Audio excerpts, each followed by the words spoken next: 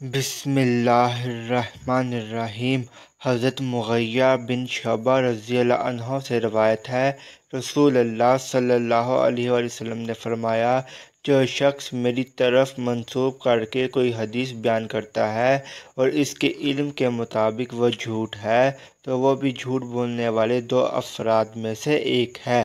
بسم اللہ الرحمن الرحیم۔ حضرت ارباز بن ساریہ رضی اللہ عنہ سے روایت ہے، انہوں نے فرمایا، ایک دن رسول اللہ صلی اللہ علیہ وآلہ وسلم ہم لوگوں میں کھڑے ہوئے اور ایک متاثر کن وعظ فرمایا جس سے دل اللہ کی ناراضی اور عذاب سے خوف زدہ ہو گئے اور آنکھیں اشک بار ہو گئیں۔ عرض کیا گیا، اے اللہ کے رسول، آپ نے ہمیں ایسی نصیحت فرمائی ہے جس طرح رخصت کرنے والا نصیحت کیا کرتا ہے، آپ ہم سے کوئی عہد و پیمان لے لیجئے۔ تو آپ صلی اللہ علیہ وسلم نے فرمایا، اللہ کا تقوی اختیار کرو اور حکم سن کر تعمیل کرو، اگرچہ تمہارا حاکم کوئی حبشی غلام ہو، اور تم میرے بعد سخت اختلاف دیکھو گے تو میری سنت کو اور ہدایت یافتہ خلفائے راشدین کے طریقوں کو اختیار کرنا، اسے داڑھوں سے پکڑ کر رکھنا، اس پر مضبوطی سے قائم رہنا اور نیک کاموں سے پرہیز کرنا، کیونکہ ہر بدعت گمراہی ہے۔ بسم اللہ الرحمن الرحیم۔ حضرت ارباز بن ساریہ رضی اللہ عنہ سے روایت ہے، انہوں نے کہا، رسول اللہ صلی اللہ علیہ وآلہ وسلم نے ہمیں ایسا وعظ فرمایا جس کے اثر سے آنکھوں سے آنسو بہنے لگے اور دل اللہ کی ناراضی اور عذاب سے خوف زدہ ہو گئے۔ ہم نے عرض کیا، اے اللہ کے رسول، یہ تو ایسا وعظ ہے جیسے کسی رخصت کرنے والے کی نصیحت، تو آپ ہم سے کیا وعدہ لیتے ہیں؟ نبی صلی اللہ علیہ وآلہ وسلم نے فرمایا، میں تمہیں روشن شریعت پر چھوڑ رہا ہوں جس کی رات بھی دن کی طرح روشن ہے۔ میرے بعد وہی شخص کچھ روی اختیار کرے گا جو ہلاک ہونے والا ہے۔ تم میں سے جو کوئی زندہ رہے گا وہ جلد بہت اختلاف دیکھے گا، لہذا تمہیں میری سنت اور ہدایت یافتہ خلفائے راشدین کا جو طریقہ معلوم ہو اسی کو اختیار کرنا، اسے ڈاڑھوں کے ساتھ مضبوطی سے پکڑنا اور امیر کی اطاعت کو لازم پکڑنا، اگرچہ وہ حبشی غلام ہو، کیونکہ مومن تو نکیل والے اونٹ کی طرح ہوتا ہے، جہاں لے جایا جائے چلا جاتا ہے۔ بسم اللہ الرحمن الرحیم۔ حضرت ارباز بن ساریہ رضی اللہ عنہ سے روایت ہے، انہوں نے کہا، رسول اللہ صلی اللہ علیہ وسلم نے ہمیں صبح کی نماز پڑھائی، پھر چہرہ مبارک ہماری طرف پھیر لیا اور ایک پرتاثیر وعظ فرمایا۔ اس کے بعد راوی نے پوری حدیث بیان کی۔ بسم اللہ الرحمن الرحیم۔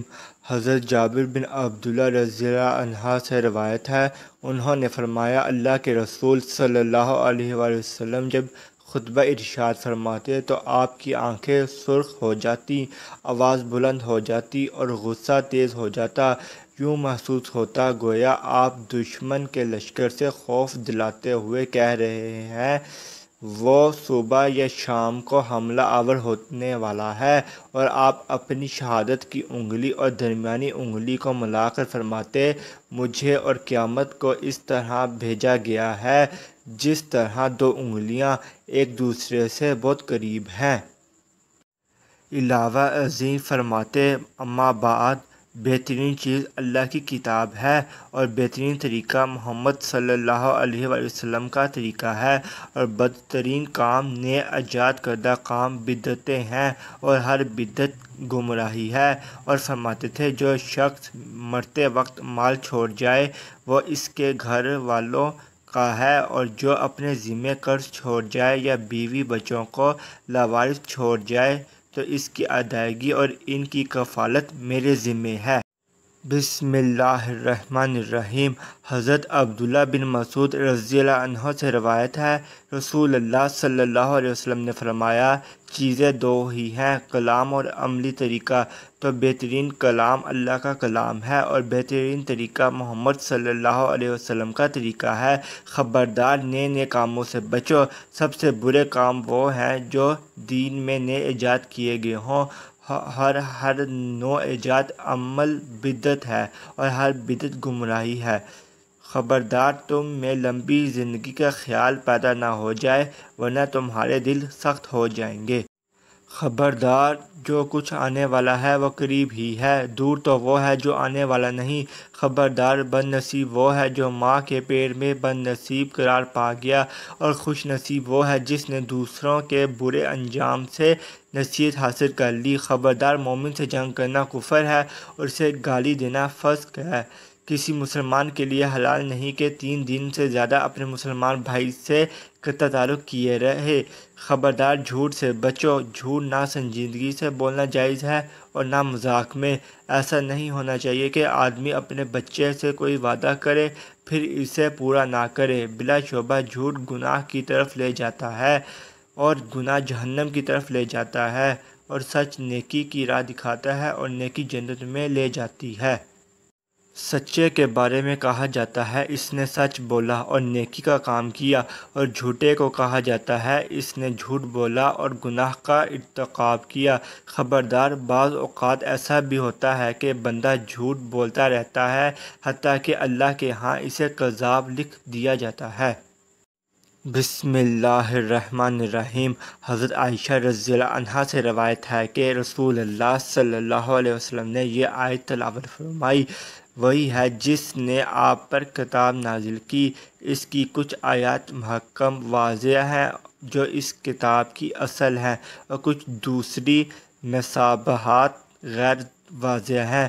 تو جن کے دلوں میں کجی ہے وہ مشابہات کے پیچھے پڑے رہتے ہیں۔ جو مشابہ غیر واضح ہیں ان کا مقصد محض فتنے اور تاویل کی تلاش ہوتا ہے، حالانکہ ان کی اصل حقیقت سے اللہ کے سوا کوئی واقف نہیں۔ اور علم میں پختگی رکھنے والے کہتے ہیں، ہمارا ان مشابہات پر ایمان ہے، یہ سب ہمارے رب کی طرف سے ہے، اور نصیحت تو عقل مند ہی حاصل کرتے ہیں۔